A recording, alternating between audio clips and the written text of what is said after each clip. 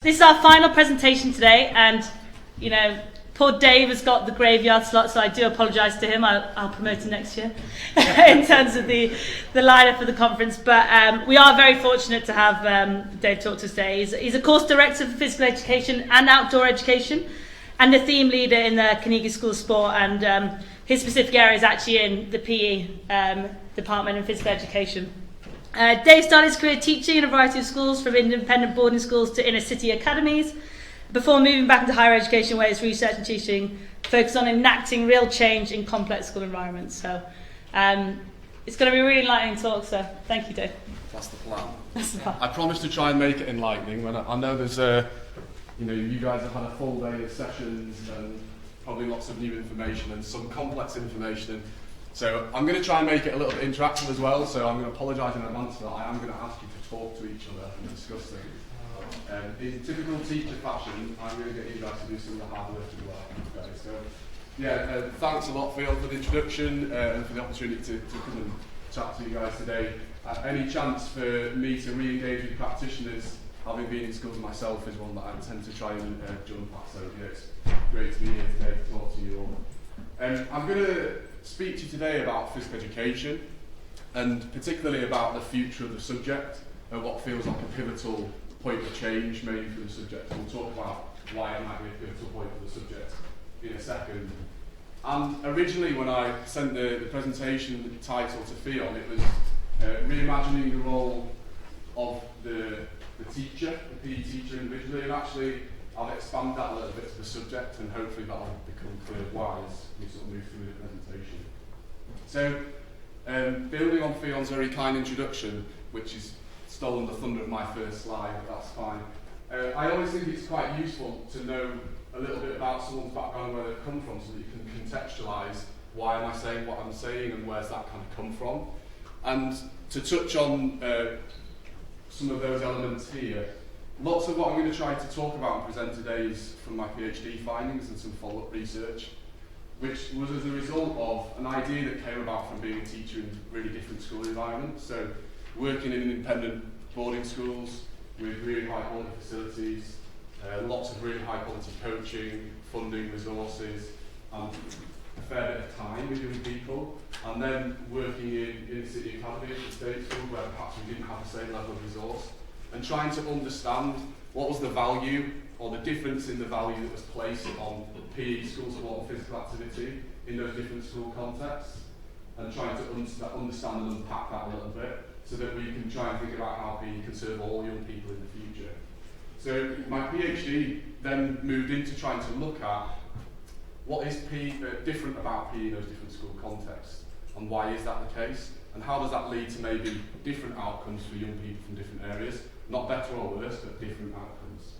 And so that's where lots of this, the stuff I'm going to present to you today comes from. And I know this probably feels like quite a big ticket item. We're talking about a whole subject area. I am going to try and contextualise it with some sort of on-the-ground examples from teachers and from schools as we move through. Okay, I said I was going to get you guys to do some work. We're going to jump straight in to having some discussions. So what I don't want here is some big protracted debates or discussions that get really complex. We're going to use the blender discussion or the blender analogy, where I want you to take everything, all the information that might be jumping around in your head when I ask you the question, what is the purpose of PE in school sport? And I want you to blend it all down just into one sentence and one thing. Right? So you're going to have to be really ruthless with your thinking processes, and you're going to have to distill everything that jumps around in your brain when someone says, what's the purpose of PE in school sport, into your one thing. Right? Have that discussion with the person next to you, and using the blender analogy whilst you're doing that, try and ask yourself, is what I'm thinking about an ingredient? Is it part of the process, or is it the thing that we want young people to finish with? Right? What we're after is a really distilled, one-sentence version of the purpose of physical education and school sport. Okay? Have a go at that with the person next to you. It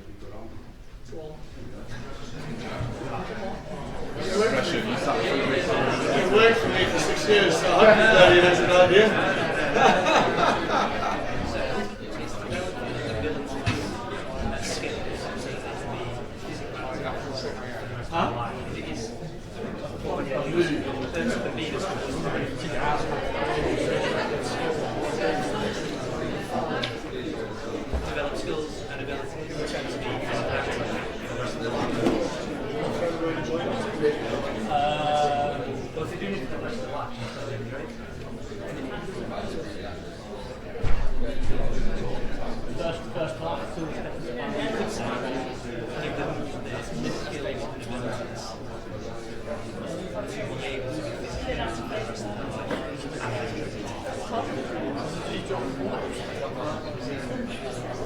I'm more understand. I use the word understand.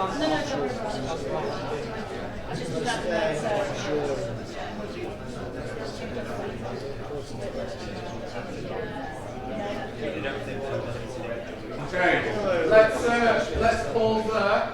So we're going to do 2 or 3 of these little talking tasks where they're quite short and sweet, and I know probably we could carry on for 10 to 15 minutes longer and have a long discussion debate about this. What is brilliant is immediately there are some synergies just walking around and listening to what people are saying. Some of the language is a bit different maybe, and some of the things that people are saying is slightly nuanced, but what most of us are saying is we need to use the time that we have with young people when they're school age to have an impact on the rest of their life course. That was a theme from all 4 of the groups that I just spoke to briefly at the front. That was a theme in all of those. And I'm going to suggest, in a true Blue Peter moment, here's what I made earlier. I'm going to suggest to you that the purpose of PE, and this is so similar to what some of the other groups said, is to instill a positive and meaningful relationship with movement and physical activity for the life course. So we've got movement in there, but it's not just about movement. We've got physical activity in there, and crucially, this phrase that came out a lot from your discussions was this idea of the life course, and it's about future-proofing young people's experiences. Okay? I would love to claim that was mine, but I have stolen it, and hopefully some of you recognise where it's from. So if you're in Kev's presentation, first thing this morning, you'll remember this image here, which is the figure from Sport England's consensus statement on physical literacy. So if we look again at this definition or this purpose of PE, to instill a positive and meaningful relationship with movement and physical activity for the life course. We go back to the consensus statement. The bit in blue, positive and meaningful association with movement and physical activity. We jump to the first bit of the red throughout the life course. Okay? So I'm claiming, and what I'm going to suggest for the rest of this presentation, is that effectively physical education is the perfect place to centralise developing young people's physical literacy. That's the contention that I'm going to put forward as we move through, and hopefully provide you some examples of why that is the case.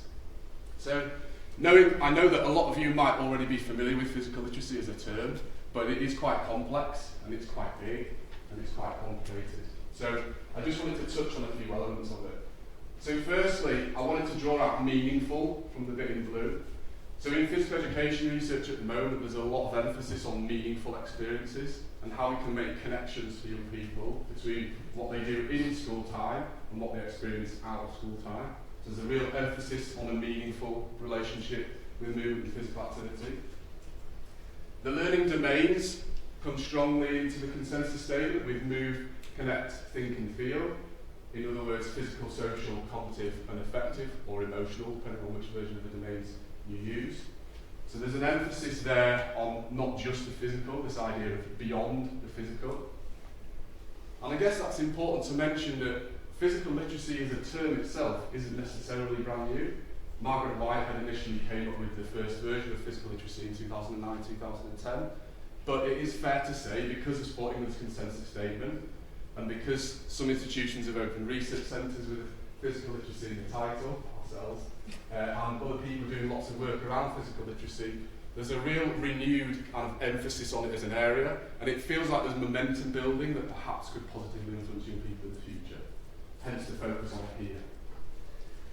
But if we were to consider this red bit again here, and apologies it's not quite big enough on the screen there for you to see, for me, this bit in red, the throughout life bit, is probably the most complex bit. It's this idea that the strengths and needs of a pupil or an individual person are impacted by a multitude of different things. Other people in their life, significant others, whether it's parents, coaches, teachers, the communities that are involved in, the spaces, the places, and their individual circumstances. So there's a whole load of stuff going on there. And at the moment, what we've got is a really good starting point in the consensus statement, a really positive start. But what we don't have lots of yet is the detail of, well, how do we do that then? How do we start creating schools and systems and environments that support the idea of physical literacy? And that's what the rest of the presentation is going to focus on, is this idea of how do we enact physical literacy, how do we do it? And so I'm going to suggest that the perfect starting point for physical literacy is physical education. Because if we go back to here and we think about the complexity of all of these spaces, the only one of those that we can guarantee the quality of and that we have some sort of control over is the physical education environment in the school setting. The only bit that's compulsory and is statutory, the only bit that we can really concern ourselves with in terms of quality is the schooling environment. And that means that school PE should actively seek to become the connected catalyst. So I'm going to argue that the subject area and the PE teacher should be acting as that central port of call that connects young people to all sorts of other elements along their physical literacy journey. So that might be a connection from something that the child tries in school in physical education. It might be a connection to an opportunity to participate in that outside of school. It might be a link with an active partnership, for example. It might be a link between a primary and a secondary. But the connections need to be made and understood by the physical educator in the first instance. They're at the centre of the young person's journey. I also just wanted to pick out here this notion of life-wide. So as it says here, school PE should actively seek to become the connected catalyst that sets the foundation for the lifelong and life-wide PE journeys of all children and young people. And in the consensus statement, there's this idea of the life course, which I perceive to be the lifelong bit, so looking to the future. Now in PE literature, and to some extent in coaching literature, we do quite a good job of thinking about the afterwards, the lifelong bit. There isn't enough of a discussion, in my view, or our view I should say, with my colleagues that this research that I've done this research with. There isn't enough of an emphasis on at a fixed point in time, how do we make connections for the young person across their life in multiple different contexts, so that they don't see physical education and physical literacy as just something that they get for 2 hours at school, if they're lucky for 2 hours at school. It's how does it make connections with all other areas of their life. So that needs to be the re-emphasis. And within the subject being a connected catalyst, we believe that the PE teacher can be that change maker. They can be that person for young people that helps to emphasise and connect their individual journey. Now, I know that sounds like a really big deal, and it sounds like we're giving another thing for PE teachers to do. So now we want PE teachers to get more gold medals. We want them to create young people who are really healthy and score really highly in wellbeing charts, for example, internationally. Or we also want them to understand every individual child's journey, and we want them to connect and engage with every single individual child. So I'm not going to suggest that this is simple or straightforward, but there are lots of ways in which we can think about using things like technology, which is an example I'll talk about later. How can we use tech to connect the young person's journey and the teacher to understand and engage with each individual young person's journey, and for that also to have a connection to parents, and perhaps for that to have a connection to their form tutor or their house tutor or their housemaster or mistress. How can we connect those dots so that everybody is engaged in this young person's journey? So these are things that we need to start to consider if we want to try and enact physical literacy. Right. So now I want to start to think about some more specific examples, and I'm going to present 3 examples of how we might start to think about enacting physical literacy.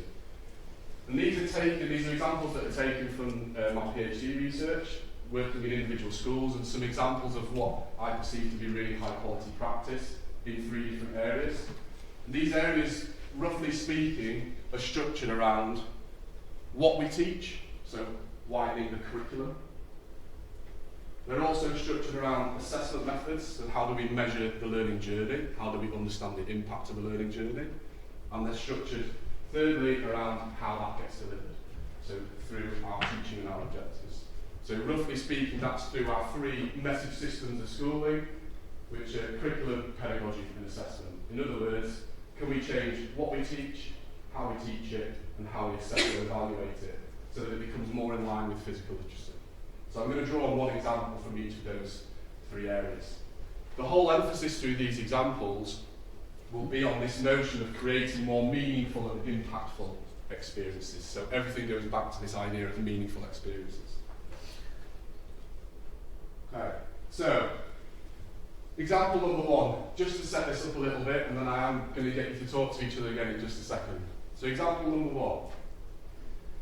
Henry Giroux, who's a critical pedagogue, so he does lots of research around critical pedagogy and understandings of how we should be setting objectives for young people in teaching, coaching, leadership.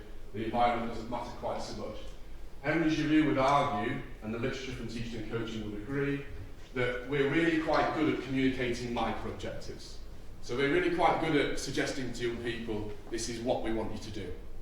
But what we're perhaps not as good at doing in our teaching and coaching is aligning what we're asking young people to do with their understandings and our own understandings of why we're asking them to do that. So how connected is our entire curriculum, for example, to one vision or one aim for physical education? Can we track one individual section of one lesson to an overall macro objective for that bit of a scheme of work? And can we place that scheme of work within a child's journey for that year? And can we place that year within an overall school journey? So understanding macro objectives is really important. And again, just to reiterate, what we mean by a macro objective is the why. Why we're asking young people to engage in something. So I'm going to try to suggest throughout the next few examples that physical literacy can become part of that macro. And we're all probably already doing lots of work that relates directly to physical literacy, whether we know it or not, and whether we're saying it in that way or not, and whether we're using that kind of language. And I think what we can do is use physical literacy as a framework and as a macro, as an overall thing to link everything else back to. So it doesn't matter whether that's active time outside of school, whether it's physical education lesson time, whether it's games, whether it's school sport, all of that can link directly back to a young person's journey. And we need to be able to understand the different contributions that those parts of their experience make. So, talking task again then. I just want you to cast your mind back to either a memorable or the most recent, if it was a while ago, maybe the most memorable if it was more recent than that, the last lesson or session that you either coached or taught. And I want you to cast your mind back to it. What was the macro objective? What was the why? The bigger picture contribution of that session? Why were you delivering what you were delivering? Was it explicit? And did you actually communicate that to the learners? And that doesn't mean that you should or you shouldn't, because that's contested in the literature as well. Some people say we should always communicate the macro, and others say the macro's for us. Can you make potentially a link to physical literacy? So the overall why of that session or that lesson, does it link in any way to physical literacy? And to help with that, question 4 is, was it multidimensional? So did it have elements that hit development in more than one of the 4 domains? Okay? Have a go at that with the person next to you or the people next to you.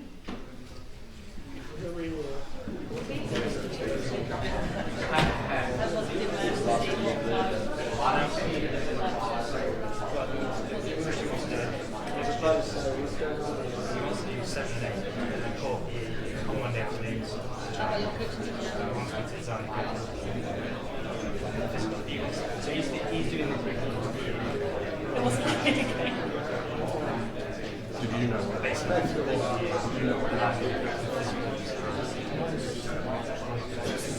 Just to that.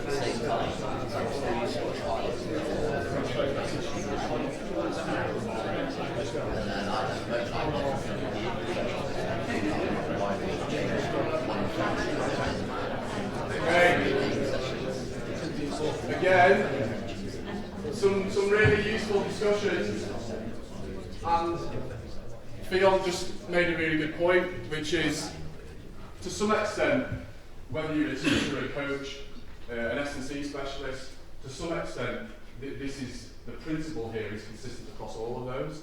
It's that understanding of what's the contribution of what I'm doing now, why am I doing what I'm doing, and how potentially does that link to the big picture in terms of young people's physical literacy. What's interesting going around is people are already quite quickly being able to move through this and go, wow. And they're reflecting on their practice using the 4 domains. They're starting to try to understand, well, which bit of what I was trying to do was the physical. And what lots of people are able to do is they start talking about the physical and they may be linked to one of the others from the physical. Not many people in the discussions start from the perspective of one of the other 3 domains. That's one of the big challenges with physical literacy. That often when we talk about physical literacy as a term, because it's got physical in the title, the number one way that people tend to misunderstand physical literacy as a concept is that they think it's like being literate with reading and writing, or it's like being good at maths, but it's the physical side of that. It's how good am I physically. When physical literacy is much more than that. The physical element, if we take this as an example, is 25%.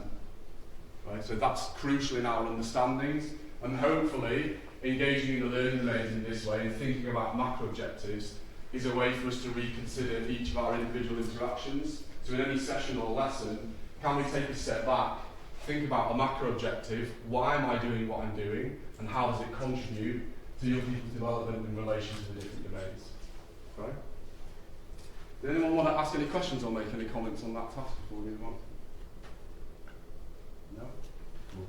Right. The next one. So the next example is all associated with curriculum. So broadening what we teach. And I think curriculum gets a bad rap. I think for probably 15, 20 years in physical education, it's been really fashionable to talk about pedagogy, to talk about what we how we deliver. And it's been fashionable to create really sometimes overcomplicated and quite overdeveloped ways of thinking about teachers' practice as a way of creating change. And I firmly believe that one of the most important ways for us to make change and to create better experiences for young people is to create new curriculum, change what we teach.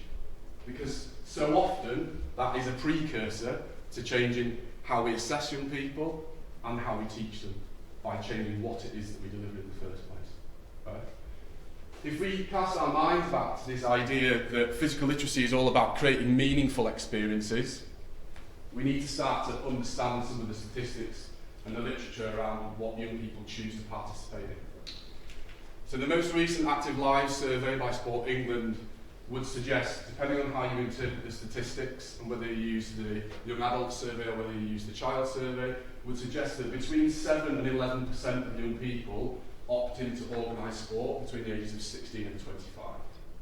So if we take 10 as somewhere between the middle of those two, if we just say it's 10% for argument's sake, so 1 in 10 young people are making an active choice to engage in organised sport between the ages of 16 and 25 outside of compulsory education. If we stick with traditionally, and I know this has changed a lot and there's a real positive sea change in what we do in schools, but if we were to stick with a traditional curriculum that is based around competitive sport and predominantly team games, the challenge there is we're teaching a curriculum that is designed and structured around the preferences of about 10% of our young people. So first and foremost, our change needs to be geared around expanding what we offer, because in real simple terms that will meet the preferences of more young people. And one way we can think about that is through Dawn Penny and Mike Jess' notions of different dimensions and understanding why young people participate in different things. So our 10% are here, performance related physical activity. So engaging in competitive sport might fall within that dimension. But I would argue we need to also pick some of the other dimensions to our curriculum. And that is for a very good reason.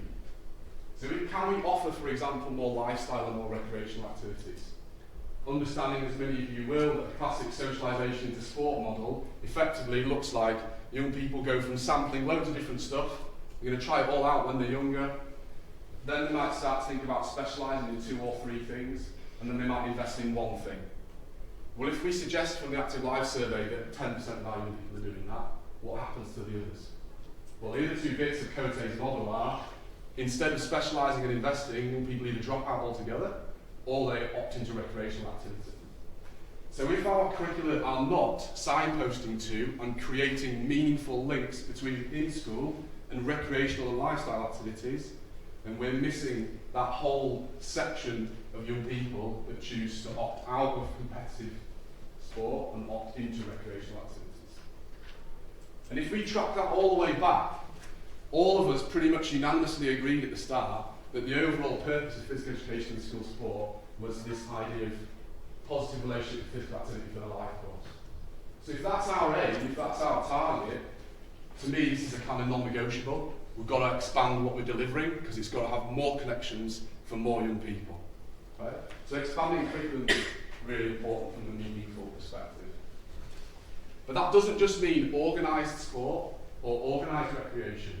It doesn't just mean a less serious version of what the kids that choose to specialise might do. It can also mean links to active time that isn't particularly organised. So there are some fantastic initiatives in schools around how they use break and lunch times and how they might encourage physical activity in those informal spaces. There are some brilliant initiatives around active leisure time, active travel. So how can we encourage young people to travel to and from school in a way that's more active? And really importantly, how can the PE teacher, who's at the centre of that, they're not necessarily in control of it, but can they help the young person to understand that in its entirety? Can we introduce things in physical education that encourage more physical activity in other areas of their life beyond competitive sport? And that's one of our key challenges. One way we can do that, and Tom Van Rossum, who's been here, he delivered one of the workshops earlier, and some of you will know Tom quite well. In our Physical Literacy Research Centre, Tom's leading on child voice and pupil voice. That has to be probably up there with one of the #1 changes that I think we need to do a better job of collectively. If the whole purpose of PE and school sport is to develop meaningful experiences, in order to create meaningful experiences, we need to engage with young people in the first place. And that doesn't mean that young people know everything that they need, because they don't. Sometimes we know lots of that stuff too, but we do need to engage in pupil voice to get a better understanding of that. Okay, so next example then. So we've talked a little bit about broadening the curriculum, and we've talked about changing how we teach through some of the why and the macro objectives. Now I want to focus on assessment, and I think assessment's incredibly important for a couple of reasons. Every time we assess a young person, or we write something down, whether it's a grade or a score or a percentage, we're making a judgment on their value in some way. And in PE, that's kind of heightened in terms of its seriousness and its potential consequence, because what we're doing often is we're making a judgment through assessment on a young person's actual physical self, their bodies, their ability to do stuff. Now, if we tie all of that up with some of the challenges that we know young people face in terms of body image and in terms of the influence of social media, for example, we've got a real responsibility to get assessment right. And the good news is there are some fantastic examples of how to do assessment through physical education in a way that can be really positive for young people and can challenge some of those societal issues. So I want to talk about those a little bit more now. The literature though would suggest that there's a bit of a mistake that's made repeatedly, often when we assess young people through physical education. And so I want to start to think a little bit further outside the box in terms of beyond PE. If what we're saying is our roles as PE teachers, as coaches, as directors of sport, as S&C coaches, is about behaviour change, if we want to change what young people do and how they feel in the future, then we need to think about assessing them through a behaviour change lens. And one way to do that is through Kiel-Hoffman's work, and we'll talk a little bit more about what Kiel-Hoffman thinks and does. Kiel-Hoffman is an occupational scientist, so he works predominantly around understanding when people develop a passion for something and they regularly take part in it, how did they get there? What led them to that situation? And if we're trying to create young people that choose to engage in physical activity and sport regularly, then we can sort of try and steal some of this thinking perhaps. So, Kiel-Hoffman believes When working with young people, we need to be as concerned with measuring and understanding habitual changes and changes in volition as we do their objective performance. So let's just unpack that a little bit. What do we mean by volition and what do we mean by habituation? Well, if we're all about behaviour change, we're trying to change how young people feel and what they do in the future, then we need to assess in that way. If, for example, we think a little bit more about young people's thoughts, feelings, emotions and motivations, it might help us to understand why they're choosing to take part or why they're choosing to opt out. So by focusing a little bit more on assessment methods that engage young people in not just thinking about, but writing down and reflecting on their thoughts, feelings, emotions, motivations, preferences even, we can start to help them to understand what it is they want to engage in and why. Habituation is also really important because that's the actual habitual change. So we could get lots of thoughts and feelings about physical education and physical activity, but if it doesn't lead to any behaviour change, that's a bit of a problem for all the reasons that we might know about in terms of the link between physical activity and physical health. Right? So, what I want to do now is just one more talking task here for you, which is I want you to think of an example of when you've assessed a young person in either physical education, it might be in a strength conditioning environment, it might be in a coaching environment, but just think of an occasion when you've assessed a young person recently. Were you accounting for volition in the way you assessed those young people? If the answer is great, brilliant, I'd love to hear about it. But if you're not sure, then have a think about how we could assess young people from the perspective of their thoughts, feelings, emotions. And by the way, through assessment here, I should have mentioned before, I should have caveated this with, this isn't us giving them a grade with how good they are at thinking or feeling. This is just about us recording progress. So do we record progress for young people, or do we record development in terms of how they think and feel and how they're motivated in relation to physical activity? Right? Have a go at that in your little groups of people next to.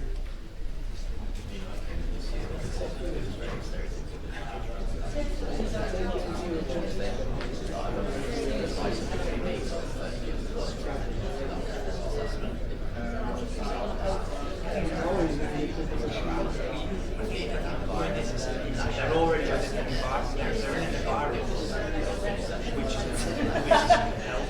They're in a held environment. So whether there's a scale of volition in terms of because they're in a held environment. That will differ if it was an environment that you can assess. You can assess their volition within this compelled environment. Would that be the same environment which is like if it was a red sport? So if you would say like activities when they choose to go and do Thursday afternoon, would their volition level be higher than in Thursday morning sports class? And it could be the same. It could be the same. It could be standing book. I don't know. That's the thing. Yeah, I'm told that to say.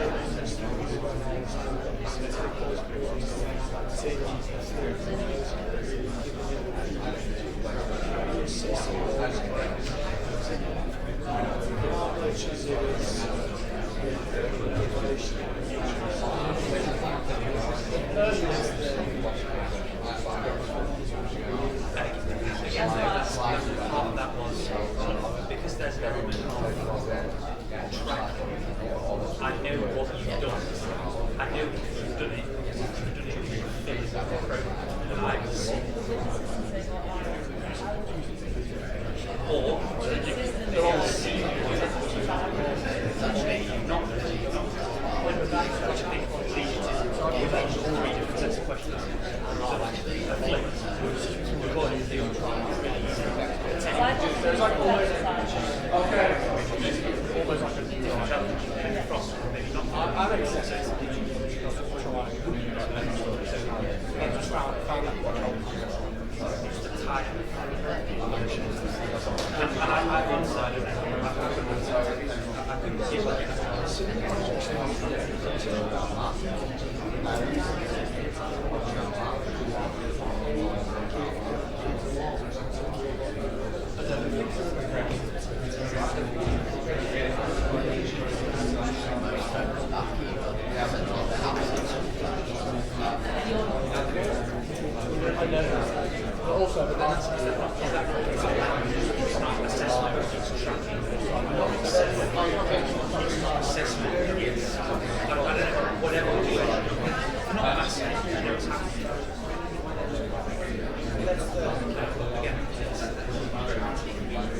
you've got to try and do that against them. Probably will see maybe not, but it's just the early you start, the easy it will be. So like, you just don't see this Okay, we're just going to tie some of these discussions back again. What's brilliant is people seem to be able to, again, a little bit like in the learning domains, people seem to be able to take volition, habituation and performance, and people seem to be able to engage in those as reflective tools. So how, when we assess young people, do we do it from each of those three different perspectives? And we tend, as a professional environment, we tend to be really good as teachers and coaches at assessing performance. But how often do we integrate understanding young people's motivations, thoughts, feelings, and whether it's actually changed what they do, their habits, which is probably the most important thing for us to measure. So it's great to hear that that's helping somebody with certain thinking. I wanted to, just to finish off, I wanted to bring that to life a little bit with an example. So this is an example from, and Owen's not the director of sports real names, I should probably just check he's not in the room before I read out the quote. That's a pseudonym. So this was from some of my PhD research in a school environment that were able to integrate quite a holistic approach to assessment with young people. So, pupils had a personal file, and they had this in their possession consistently through the school day. The file, titled Act in Me, contained a record of their development over the year. And then the director of sport, Owen, goes on to explain. So he says we wanted something that was a kind of record of progress that the kids could take some ownership of. So Act in Me, their portfolio, is the kind of way of integrating all of that. Each scheme of work has assessment built in, and the kids just record specific bits of information. For example, the clothes they achieved during personal survival, or the order of what to do in an emergency. What they record changes from topic to topic, so after games, they write a reflection of what they have and not enjoyed and what they want to pursue. After PMAX, which is performing to maximum levels, they write bits about examples when they felt under pressure and how they dealt with it. So this was an example of where the school decided we need an integrated assessment system. We need something that the young person can actually take ownership of and use. So for every single scheme of work, there was a link directly back to a task that was essentially a reflection task for the pupils to write about what they'd got out of that section of the scheme of work. And this wasn't just for the pupil, this was what the school used to engage the parents in understanding the pupil's journey as well. So what does your child say they like and don't like? What do they want to engage in more outside of school? The housemaster or house mistress and form tutor all also had access to it. They were able to understand and to engage a little bit more with the young person's preferences from a physical activity perspective. So it was almost a way of the young person going, look, this is me, and this is what I've taken from the entire process. The other crucial thing about the Act in Me portfolio was that it wasn't just about PE lessons. There was a section in there for the young person to write about extracurricular and co-curricular activities. There was a section to write about stuff they did outside of school that maybe wasn't seen or recognised in a school environment for a multitude of different reasons. So it's a way of capturing a young person's experience as they move through and develop physical activity habits. To finish as well, I wanted to mention this bit at the end here, just because it's a good example of incredible PE practice. And sometimes there's a bit of doom and gloom around PE teachers' practice, particularly in PE research. And my experience of watching PE practitioners in a multitude of schools is that there's some outstanding practice out there and people that really care about young people's experiences. And I just wanted to draw on this example here. So this idea of a scheme of work that's called performing to maximum levels. And when I spent a year in this school, and when I first looked at the scheme of work, I thought, it's going to be how fast can you run, how high can you jump. those kind of athletic maximum levels. Actually, one of the lessons I saw was probably the best lesson I've ever seen delivered. And the teacher, they sort of used an indoor cricket space where they had the nets up. So they had to sort of narrow channels that were private and were sort of concealed from the kids that were there. And the class all came in and they were split into small groups. And they played a kind of psychological game where there was a bucket up front and there were various objects and there was a line of different places where you could stand to throw an object into the bucket. And the kids were basically given a really simple task. They were told, you can choose where you stand. The closer you stand to the bucket, the more points you get if the object lands in. And the further back you go and the bigger risk you take, the more reward there is if you land the object in the bucket. And they did the experiment once with no one else watching them. So they went in individually and no one else knew what their choices were. And then they took the nets away and the other young people stood around in a controlled way and they cheered and supported each other, but there were other people watching. And they did it again. And then at the end, the teacher, using the After Me portfolio, using a section that had been written to help them reflect on it, asked them to start to think about what was different in how they were thinking and feeling when there was a crowd there. What did that pressure feel like? How did it influence their decision making on whether they were going to take a risk or not? And why was that tricky in relation to the peers that were there that were watching them? And then they even managed to draw out some examples from the young people who were in the lesson, one of whom talked about his own coping strategies when he's taking a conversion in rugby, where he says, I would go up and I'd look around and I would just pretend there was nothing there. I'd pretend it was all just green grass, and I'd pick a point between the posts and I'd try and hit conversion in that way. So I would erase everything else from my brain. And then one of the young girls who was in the class said, when she goes and performs music in assembly, she goes onto the stage and she sits and she looks and acknowledges every single person who's there. And she takes 2 really big deep breaths and then she starts playing. So they were able to relate examples from a situation that was created in a PE lesson to what is it that they're able to take from that in terms of understanding their own coping strategies and coping mechanisms. With examples from the young people, they weren't just alien things that were created out of nothing by the teacher. And then what the young people did use in the portfolio was they wrote about not just how it felt in that lesson to be under pressure, but other circumstances and environments in their lives that might create that same feeling of pressure and worry and stress.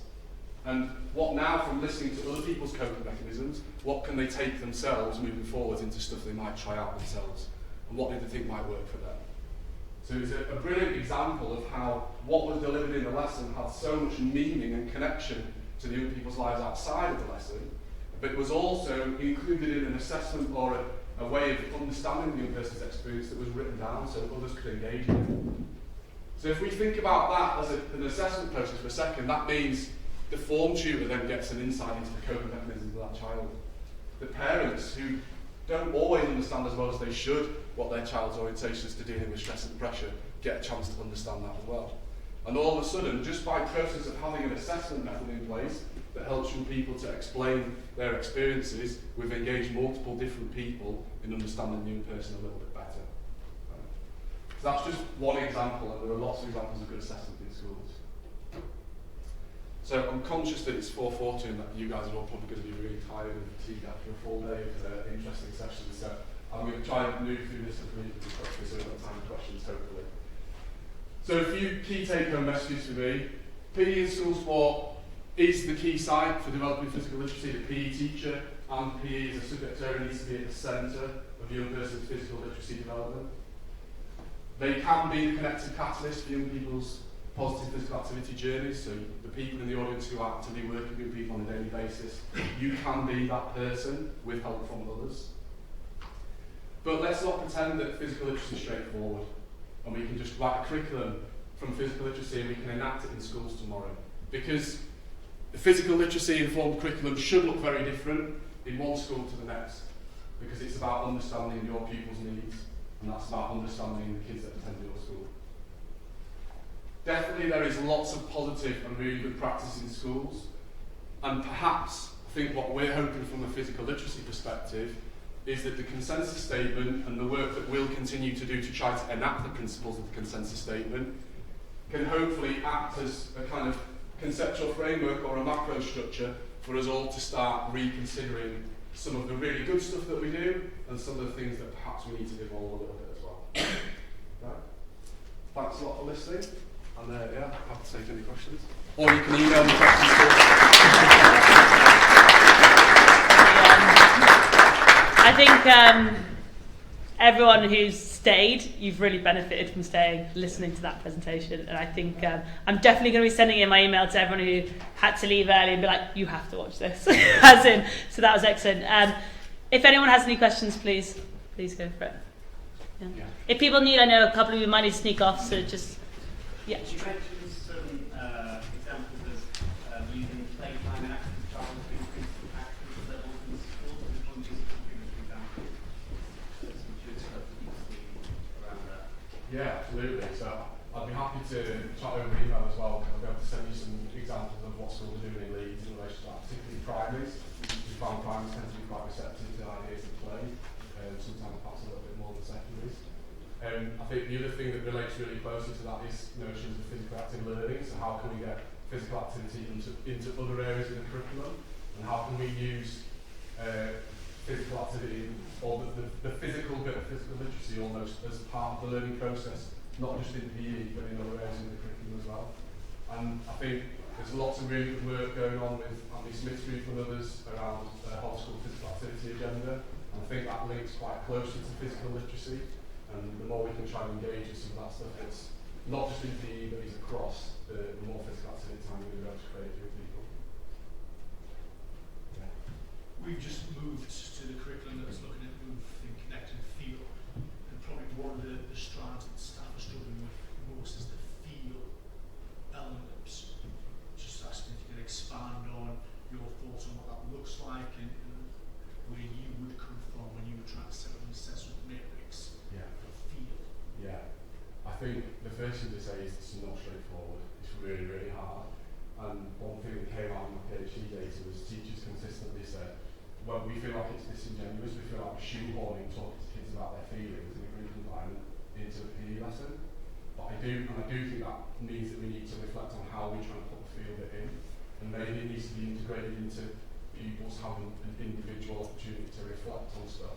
It's not necessarily a group forum, and it's not necessarily, I've got to get move, connect, think and feel into every lesson, but to what extent is feel integrated throughout the scheme of work or throughout people's journey?